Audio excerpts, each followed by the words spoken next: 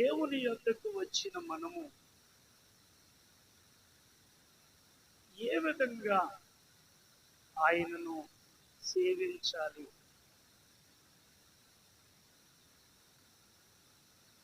దేవుని సన్నిధికి ఏ విధంగా రావాలి? దేవుని సన్నిధికి వచ్చిన నీవు ఏ విధమైన మనసుతో దేవుణ్ణి సేవించాలి? ఇంకా మచ్చిక 3 చెప్పు నేను ముగిస్తాను. ప్రియమైన దేవుని బిడ్డలారా, ప్రియమైనటువంటి సంఘమ, ఆదికాండము 35వ అధ్యాయం మొదటి వచనము నుండి 5 వచనాలు చదువుకున్నాం. మనందరికీ ఈ అంశము తెలిసినదే. యాకోబు తన మామ అయిన లాబాను యొద్ద నుండి తన భార్యలను, తన పిల్లలను, తన ఆస్తిని, తన సమస్తమును దేవుడు తన సొంత ఊరికి వెళ్ళమన్నప్పుడు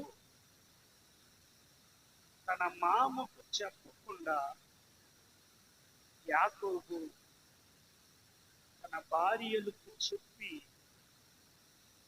తమ సొంత ఊరికి వస్తాడు.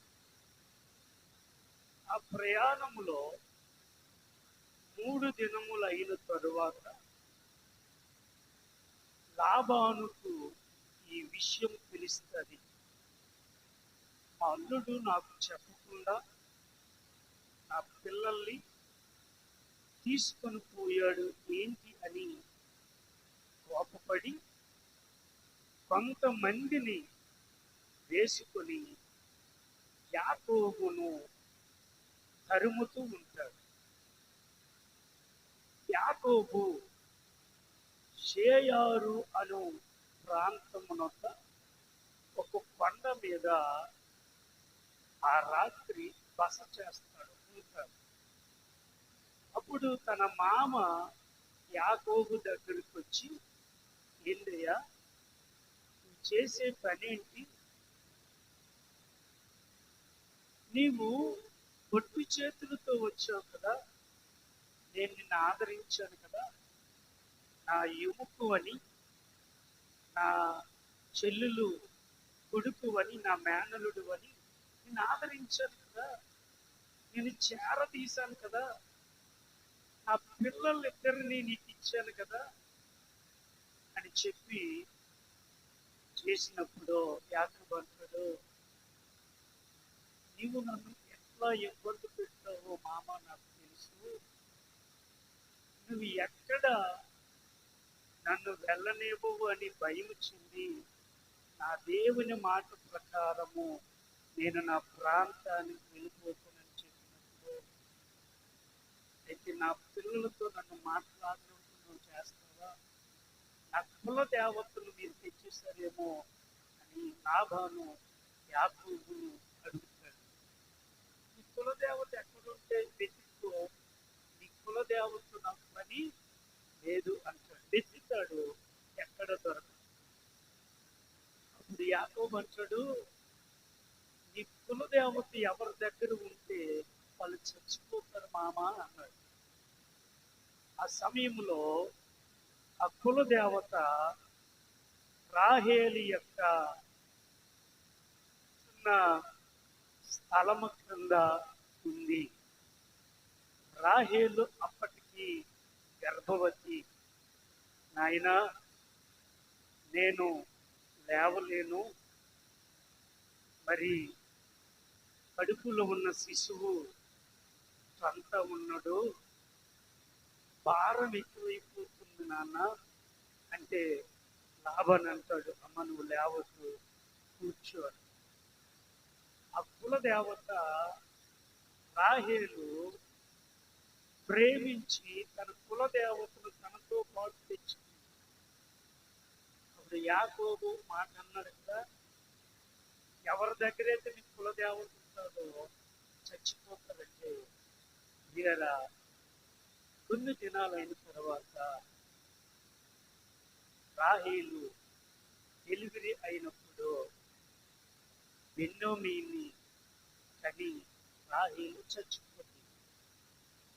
ఎందుకు ఈ మాట చెప్తున్నానంటే, అక్కడ అయిన తరువాత వాళ్ళ మామ అల్లుడు ఒక మాటకు కట్టుబడి లాబాను మరలా తన ప్రాంతానికి వెళ్ళిపోతారు. అప్పుడు షేయారు అనే ప్రాంతము నుండి యాకోబు షేకెము అను ప్రాంతానికి వస్తాడు. అక్కడ నివాసము గుడారము వేసుకొని ఉంటాడు. అప్పుడు దేవుడైన యెహోవా ప్రత్యక్షమై, యాకోబు, మొదట నేను నిన్ను ఎక్కడైతే దర్శించానో, నీవు నాకు ఎక్కడైతే బలిపీఠం కడతానన్నావో ఆ ప్రాంతానికి వెళ్ళు, అనగా బేతేలుకు వెళ్ళు అని చెప్పాడు. యాకోబు దేవుని మాటను బట్టి విశ్వాసం ఉంచి యాకోబు తమ భార్యలను, తమ దాసీలను, తమ పిల్లలను, తమ ఆస్తిని అంతటను మరలా బేతేలుకు వెళ్తాడు. బేతేలు అనగా అర్థం ఏంటో తెలుసా? దేవుని మందిరము. ప్రియమైనటువంటి దేవుని బిడ్డలారా, దేవుడు యాకోబును ఎక్కడికి వెళ్ళమన్నాడు తెలుసా? దేవుని మందిరానికి వెళ్ళమన్నాడు. దేవునికి మందిరానికి వెళ్ళేవారు ఎలా వెళ్ళాలి? ఏ విధంగా వెళ్ళాలి? ఏ రీతిగా సిద్ధపడాలి? ఏ రీతిగా దేవుని సన్నిధానములో సహవాసము చేయాలి? మనం ఆలోచన చేస్తే, ప్రియమైనటువంటి దేవుని బిడ్డలారా, యాకోబు తన ఒక్కడు దేవుని మందిరానికి వెళ్ళి, యాకోబు ఏం చేసిందో తెలుసా? తన ఇంటి వారందరినీ, తనతో ఉన్న వారందరితో కలిసి దేవుని మందిరానికి వెళ్ళడానికి ఇష్టపడ్డాడు. ప్రియమైన దేవుని బిడ్డలారా, దేవుని మందిరానికి ఏ విధముగా వెళ్ళాలంటే, మొట్టమొదట తమ్మును తాము శుద్ధిపరుచుకోవాలి. నువ్వు దేవుని దగ్గరికి వస్తున్నావు,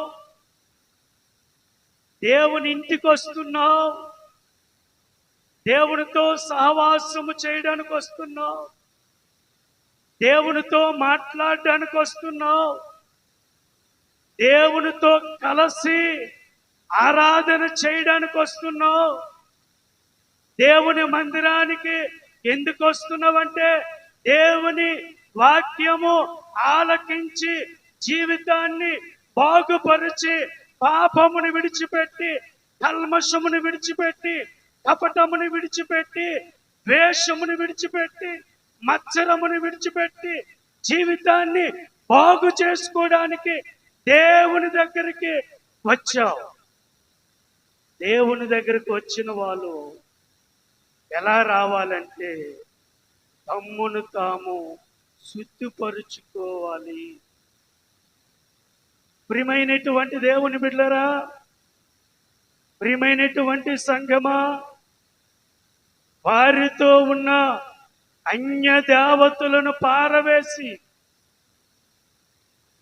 అన్య ఆచారాలు పారవేసి, అన్యక్రమమైన జీవితాన్ని విడిచిపెట్టి అన్య ఆచార సంబంధమైన జీవితాన్ని విడిచిపెట్టి వారికి వారు శుద్ధిపరుచుకోవాలి. మొట్టమొదట దేవుని మందిరానికి వచ్చినప్పుడు, ఈరోజు ఆదివారం కదా, ఈరోజు మందిరానికి వెళ్ళాలి కదా, వెళ్ళకపోతే ఆశీర్వాదాలు రావేమో, వెళ్ళకపోతే పాస్టర్ గారు ఏమంటారేమో, వెళ్ళకపోతే ఏమైపోతుందేమో అనే మనసుతో దేవుని దగ్గరికి రాకూడదు. నువ్వు దేవుని దగ్గరికి వచ్చినప్పుడు, దేవుని ఇంటికి వచ్చినప్పుడు, దేవుని మందిరానికి వచ్చినప్పుడు, దేవుని సహవాసముకు వచ్చినప్పుడు, ఒకవేళ రాత్రి మలినమయ్యావేమో, నీ బట్టలు మలినమయ్యావేమో, నీ మనస్సు మలినమైందేమో, నీ ఆలోచనలు మలినమయ్యావేమో, నీ పడక మలినమయ్యిందేమో, నీ యొక్క కళ్ళు మలినమయ్యావేమో, నీ శరీరము మలినమయ్యిందేమో, నీ దేహము మలినమయ్యిందేమో, నీ నోరు మలినమయ్యిందేమో, నీ నాలుక మలినమయ్యిందేమో చూచుకొని నిన్ను నీవు శుద్ధిపరుచుకోవాలి. ప్రియమైనటువంటి దేవుని బిడ్డలారా, తమ్మును తాము శుద్ధి చేసుకున్నారు. దేవుడు చెప్పిన మాటను బట్టి యాకోబు తన ఇంటి వారందరితో అన్య దేవతలను పారదోసి వారు ఏం చేసుకున్నారంటే మొట్టమొదట శుద్ధిపరుచుకున్నారు. మరి పాత వస్త్రాలు తీసి పారవేశారు. అంటే తన మోసకరమైన బ్రతుకు, తన కపటమైన బ్రతుకు, తన వేషధారణ బ్రతుకు, తన మోసకరమైన బ్రతుకు, తన అబద్ధకరమైన బ్రతుకు అనే వస్త్రాన్ని తీసి పారవేశారు. హల్లెలూయా. కొంతమందికి దేవుని మందిరానికి ఎలాగ రావాలో, కొంతమంది నిన్నేసిన బట్టలే మళ్ళా ఏసీసీ మందిరానికి అయ్యో ఆ వస్త్రం మలినమయ్యిందేమో, అది చెమట పట్టి కంపు కొడుతుందేమో, ఒకవేళ ఆ వస్త్రము ధరించిన నీవు చేయరాని కార్యములు, తలంచరాని తలంపులు ఆ వస్త్రము వేసుకుని ఆలోచించడం ద్వారా ఆ వస్త్రాలు కూడా మలినమైపోతాయి. ఆలోచించవా? గ్రహించవా? దేవుని మందిరానికి ఏ విధంగా రావాలంటే మనలను మనము పవిత్రపరుచుకోవాలి. మన పాత అలవాటులనే వస్త్రాలు పారవేసుకోవాలి. అంత మాత్రమే కాదు ప్రియులరా, ఏం చేయాలంటే పవిత్రమైన మనసుతో దేవుని దగ్గరికి రావాలి. శనివారం నీ మనసు అపవిత్రమైందేమో, రాత్రి పడుకున్నప్పుడు కాని రాని తలంపులు, కాని రాని కలలు, కొంతమంది కలల్లో కూడా పాపం చేస్తారు, కలల్లో కూడా పాపం చేసేవాళ్ళు ఉన్నారు. దాని ద్వారా ఈ దేహము మలినమై నువ్వేం చేయాలి తెలుసా? నీ మనసును పవిత్రపరుచుకోవాలి. యేసు రక్తము చేత నీవు నిన్నటి రాత్రి నుండే కన్నీళ్లు కార్చి అయ్యా నీ యొద్దకు రావాలంటే నన్ను పరిశుద్ధపరచు, అయ్యా నీతో కలిసి ఆరాధన చేయాలంటే నన్ను నాలో ఉన్న మలినాన్ని తీసివేయి. అయ్యో, నీతో కలిసి నిన్ను సేవించాలంటే ఓటం తల నుండి సిరిపాదము వరకు నా దేహాన్ని పవిత్రపరచు, నా మనసు పవిత్రపరచు.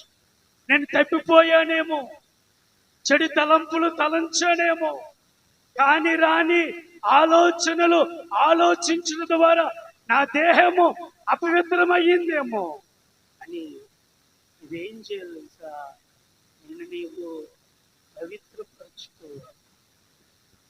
అప్పుడు ఆయన కనికరపడి తన రక్తము చేత, తన పవిత్రమైన నేల చేత నీ మనస్సును, నీ మనస్సాక్షిని, నీ దేహమును ఆయన బాగు పరిశుద్ధపరుస్తాడు.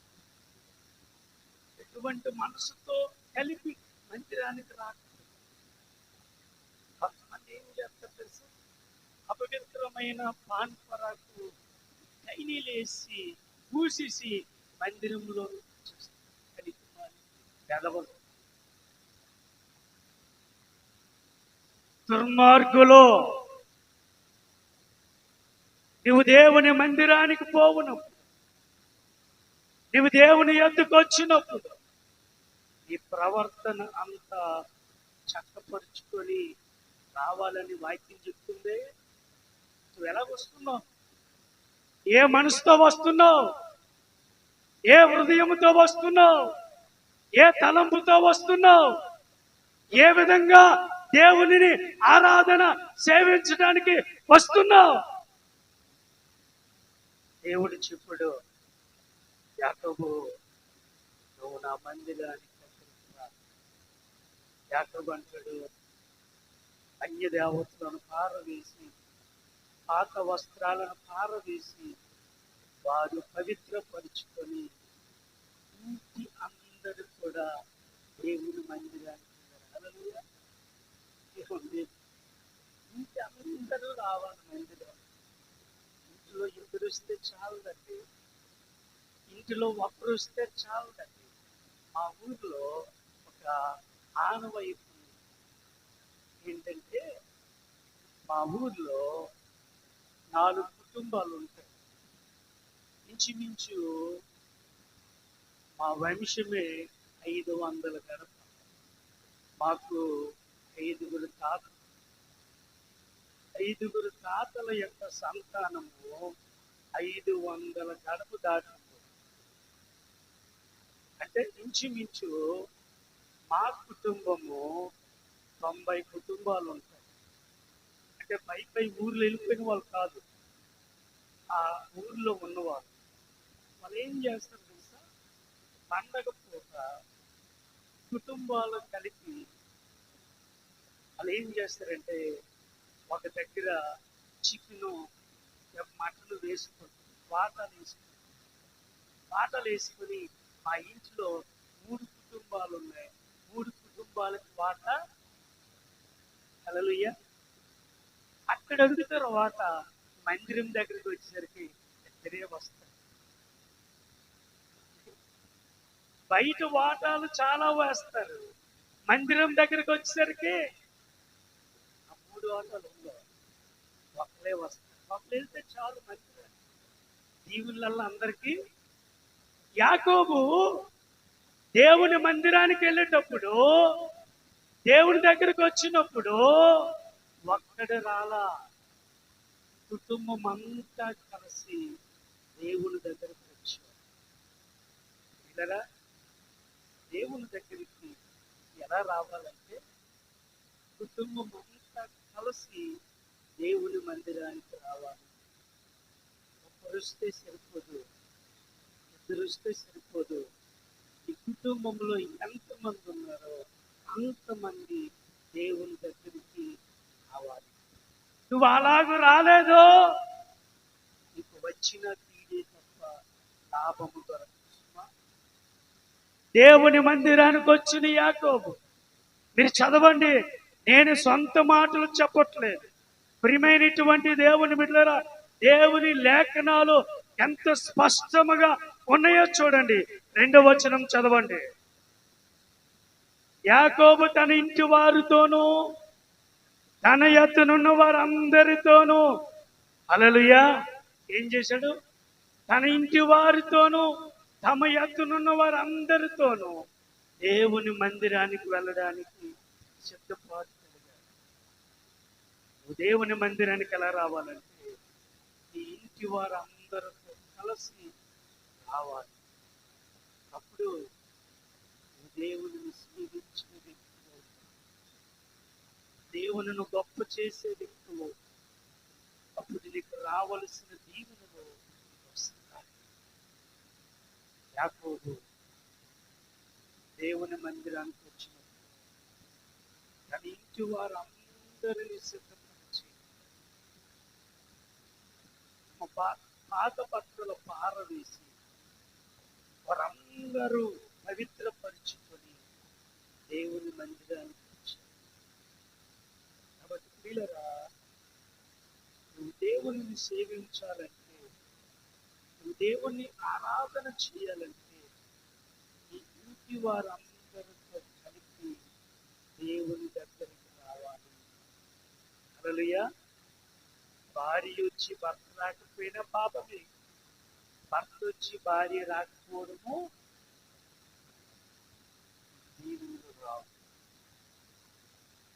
కాబట్టి మొట్టమొదట దేవుని ఎలా సేవిస్తున్నారంటే వారింటి వారందరితో కలిసి వారు పవిత్రపరుచుకున్నారు. అందుకంటాడు 2వ పేతురు రాసిన పత్రిక 3వ అధ్యాయం 12వ వచనం, నేను పరిశుద్ధుడును గనుక మీరును పరిశుద్ధముగా ఉండాలంట.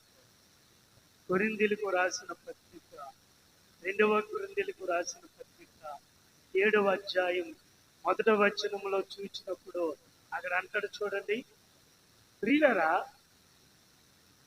మనకి వాగ్దానాలు ఉన్నాయి కనుక దేవుని భయముతో పరిశుద్ధతను సంపూర్ణత చేసుకొనుచు శరీరమునకును ఆత్మకును కలిగిన సమస్త కల్మషములను ఏం చేసుకోవాలా?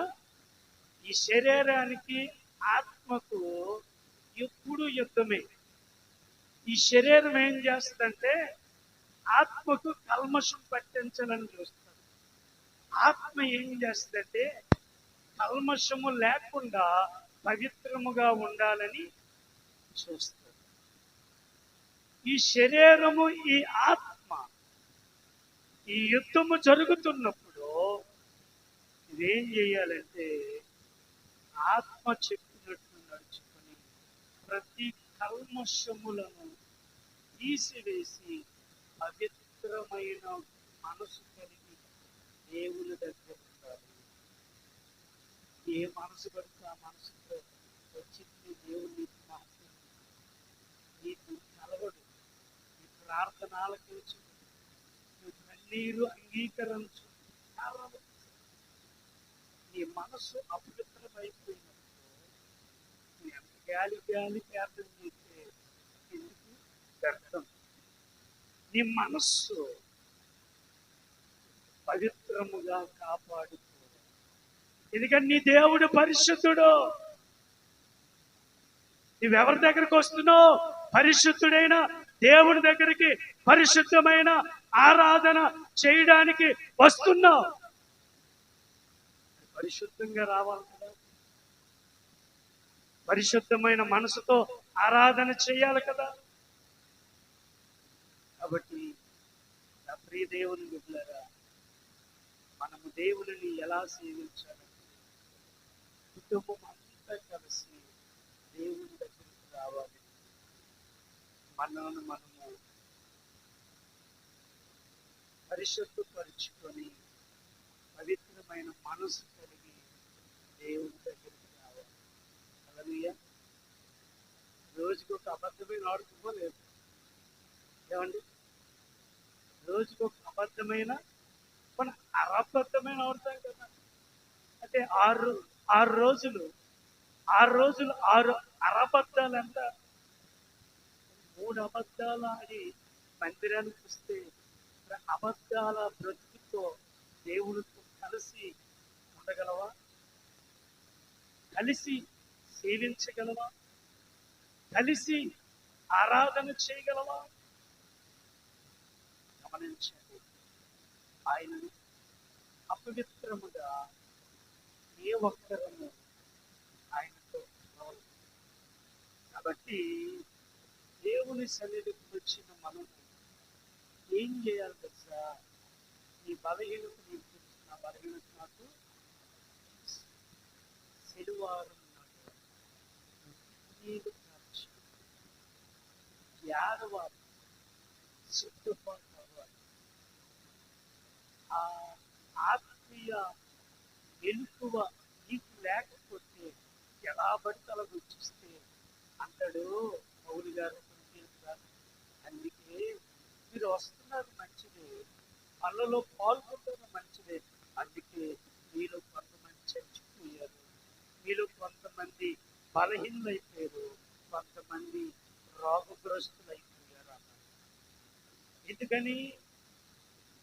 అపవిత్రంగా పాల్గొంటున్నారు. శనివారం సీసా మింగేసి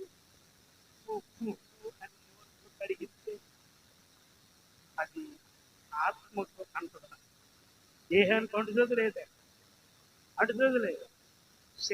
శరీరం రాపిడాడితే అంటుతుంది లేదా? మురికి. దానివల్ల అపవిత్రము మనసుకు పడుతుందా లేదా? నువ్వు ఎన్ని సబ్బులు కడిగినా నీ మనసు తెల్లగలేకపోతే దేవుని చూడలేవు, దేవునితో మాట్లాడలేవు, దేవునితో కలిసి ఆరాధన చేయాలి. ప్రియ దేవుని బిడ్డలారా, దేవుని మధ్య నీవు నేను సత్యాన్ని మనం గ్రహించాలి. ఎప్పుడు నడిచే రీతిలో నడకూడదు. మన బట్టి దినదినము పరిపక్వత్వములోని వచ్చి ఎదుగుదలను వచ్చి ఎదుటి వారికి ఆదర్శముగా ఉండాలి. నిన్ను చూచిన వారు నీవు ఈ ఆత్మీయతలో వారు రావడానికి ఇష్టపడే వారిగా నీవు నేను జీవించాలి. కాబట్టి యాకోబు తన ఇంటి వారు అందరితో కలిసి దేవుని మందిరానికి వచ్చారు. రెండవదిగా చూడండి, యెహోషువ గ్రంథం మనందరికీ తెలుసు, 24వ అధ్యాయం 15వ వచనం ఏమంటాడట?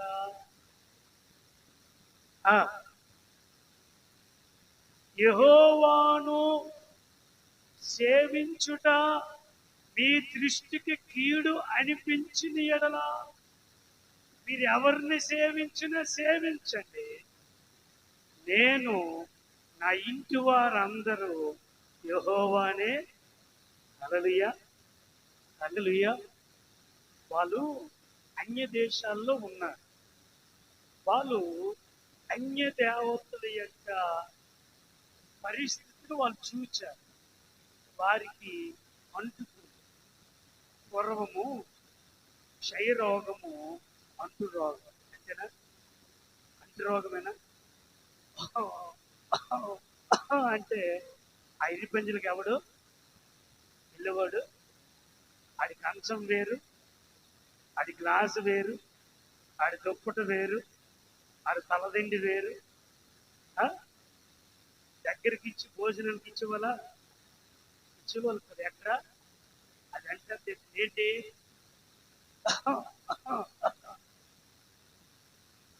అదే ఏదది? క్షయరోగం. ఇంకొక రోగం ఏంటి చెప్పండి? కుష్ఠరోగం. అప్పుడు కుష్ఠరోగం కూడా అడ్డు రోగం కింద చూచేవారు. అలా కుష్ఠరోగం కూడా వస్తుందా రే, అడిగి దూరంగా ఉండరా అనేవాడు. దేవుని బిడ్డలారా, అలాగున వాళ్ళ ప్రాంతాల్లో ఇశ్రాయేలు ప్రజలు ఉన్నారు. వాళ్ళు అన్య దేవతలను ఆరాధన చేస్తున్నారు. ఆ జబ్బు ఏళ్ళలో పండుకొని వీళ్ళు కూడా ఏం చేస్తున్నారు తెలుసా? దేవతకు ఆరాధన చేయడం మొదలెట్టారు. ఇటు ఈ ఆరాధన చేస్తున్నారు ఆదివారం, అంటే శనివారం, అటు మరలా సోమవారం నుంచి మరి గురువారం వరకు అది ఆరాధన చేస్తారు. హల్లెలూయా. బుధవారం ఒక దగ్గరికి వెళ్ళాలి, సోమవారం ఒక దగ్గరికి వెళ్ళాలి, గురువారం ఒక దగ్గరికి వెళ్ళాలి, శనివారం ఒక దగ్గరికి వెళ్ళాలి, శుక్రవారము ఒక దగ్గరికి. ఇవన్నీ చూచారు వీళ్ళు. ఆ జబ్బు వీళ్ళకి కూడా. దానిని చూచిన యెహోషువ అంట ఉన్నది, అంటారా మనము ఒక రక్త సంబంధికులు. మన దేవుడు సృష్టికర్త, పరిశుద్ధుడు. అయితే ఒక సలహా, మీరు ఎవరినైనా సేవించండి, నేనేమి అన్నాం, మీకు నచ్చిన విధంగా చెయ్యండి. కానయ్యా నేను నా ఇంటి వారు అందరము ఎవరిని సేవిస్తాం తెలుసా?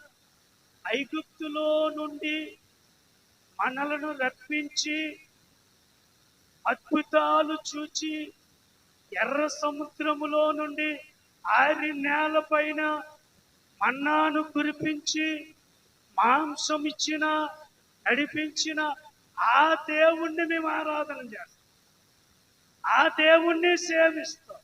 మరి దేనిని మీరు ఎవరినైనా సేవించుకోండి అని యెహోషువ వారి దగ్గర తన యొక్క మనసులో ఉన్న మాట చెప్పారు. అప్పుడు వాళ్ళు ఏమన్నారు తెలుసా?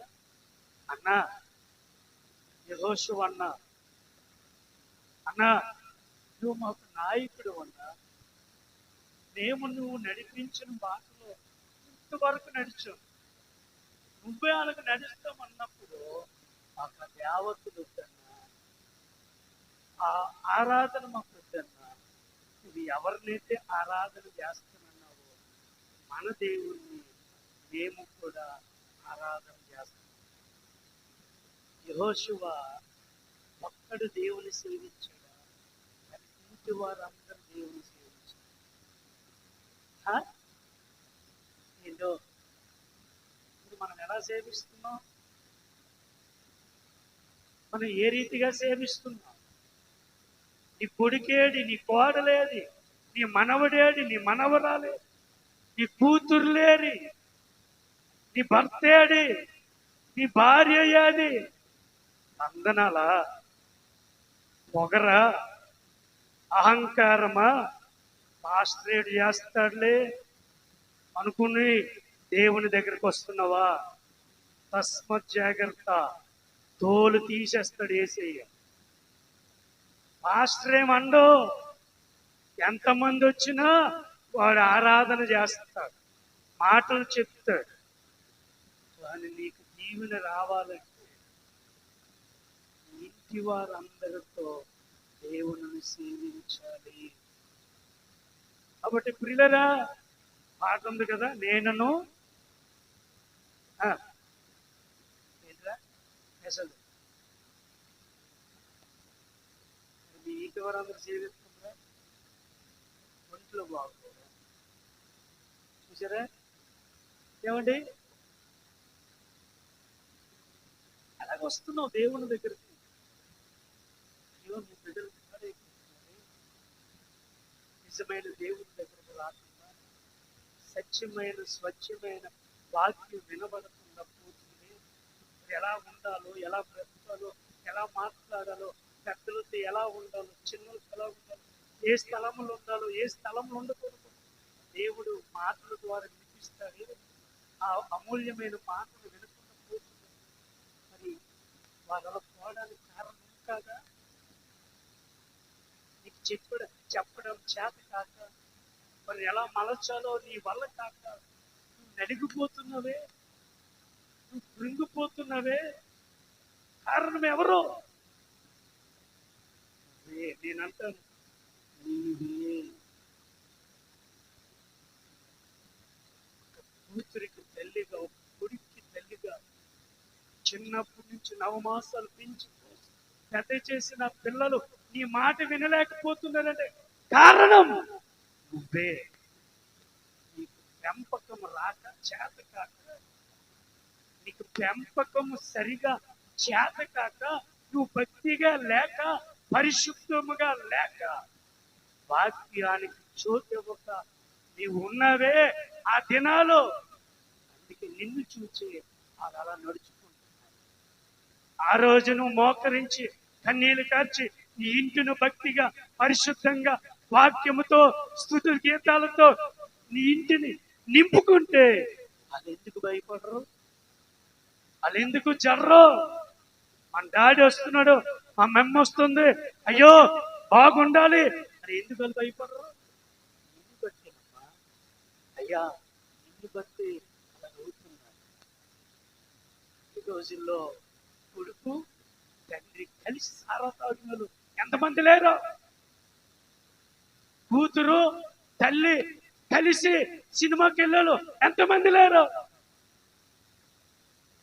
తండ్రి కొడుకు కూతురు కలిసి జోజమాడిన వాళ్ళు ఎంతమంది లేరు? ఆడవాళ్ళు కలిసి పాపం చేసిన వాళ్ళు ఎంతమంది లేరు? దేవుని బిడ్డ, ఆత్మీయ జీవితం ఎలా ఉంది? దేవుని మందిరానికి సేవించటానికి ఏ విధంగా దేవుడి దగ్గరికి వస్తున్నావు? యెహోషువ తన ఇంటి వారందరూ దేవునిని సేవించటానికి రావడానికి ఇష్టపడతారు. దేవుని బిడ్డ, భారభరితమైన పనులు నీకు ఉండొచ్చు, వీలేని బరువులు నీకు ఉండొచ్చు. కానీ ఆదివారం ఎన్ని పనులున్నా నీవు అడుగేసి అడుగేయకపోయినా దేవుని మందిరానికి రావాలి. నీకు లేవలేని జ్వరం వచ్చిన, చలి జ్వరం వచ్చిన దేవుని సన్నిధికి రావాలి. ఎందుకో తెలుసా? ఇంటి దగ్గర ఉంటే రోగం, మందిరాన్ని చూస్తే రోగం. హల్లెలూయా, హల్లెలూయా. అమ్మ అమ్మ అమ్మ అంటే అమ్మ నీకు అవదు. ఇంటి వారందరూ దేవుని యందు భయము, భక్తి కలిగి ఉంటారు. మనం ఎలా ఉండాలి? ఏ విధంగా ఉండాలి? దేవుని ఏ విధంగా సేవించి, దేవుని మందిరానికి ఏ విధంగా రావాలి? ఒకసారి ఆలోచించి, పరిశుద్ధాత్మ దేవుడు సూటిగా నీతో మాట్లాడాలి. బ్రతుకు బాగుపడాలని ఈ ఇంటి వారందరూ కలిసి దేవుని దగ్గరికి రావాలి. ఆషామాషకి రాకూడదు, పరిశుద్ధముగా రావాలి. ఈ ఇంటి వారందరూ దేవుని సేవించాలి. ఈ ఇంటి వారందరూ దేవుని యందు భయము, భక్తి జీవించాలి.